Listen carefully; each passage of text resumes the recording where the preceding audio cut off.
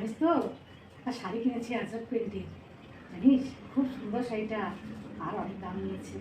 একদিন পরে আসবো, চল আমরা পিকনিক করতে যাবো, ঠিক আছে? বলি মা, হ্যাঁ মা। কি করছো? না না, এই যে হয়ে গেছে, রান্না হয়ে গেছে। রান্না হয়ে গেছে? হ্যাঁ, ঠিক আছে, আমি আসছি, দাঁড়াও। আসো। হ্যাঁ মা। কার সাথে ফোন করতেছিলে বৌমা? ও আমার বান্ধবীর সাথে করছে। আর শাড়িটা কেমন লাগছে বৌমা? মা, হ্যাঁ মামা।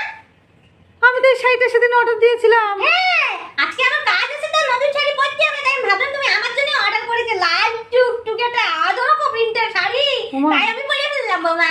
মা একবার জিজ্ঞেস করবেন তো মা? কারে জিজ্ঞেস করবো? আমার ছেলের পয়সা দিয়ে শাড়ি কিনেছো, আমি তোমার জিজ্ঞেস করতে যাবো? আমি পরে ফেলতে, বেশি কথা বলো না। দেখ কি রান্না করছো দেখি। ঠিক আছে মা। বৌমা, বেশি ফেল ফেল করে চকের জল খাইতে হবে না তোমার। তোমার আরেকটা শাড়ি দেবা নি আমি 500 টাকা দিয়া। বাহ, কি সুন্দর হয়েছে। আচ্ছা এটা ভাত, এটা কি? বরবটি আলু ভাজা। এটা কি? ও স্বাদ, ওরে বাবা রে বাবা, আজকে আমার খাইতে তো ভালো লাগছে। এটা কি বানাইছো? বিটরুটের নিরামিষ। হেভি হেভি, বড় ভালো লাগছে বৌমা। আচ্ছা বৌমা, এই শাড়িটার দাম কত বলছো বৌমা?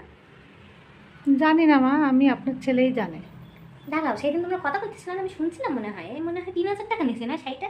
ভালো আছে, পরলে একদম আরাম লাগতেছে বৌমা। এরকম আরো দুটো শাড়ি আমাদের অর্ডার করে দেবো মা, আর তুমি 500 টাকা শাড়ি তোমার কিনে দেবো, ঠিক আছে বৌমা?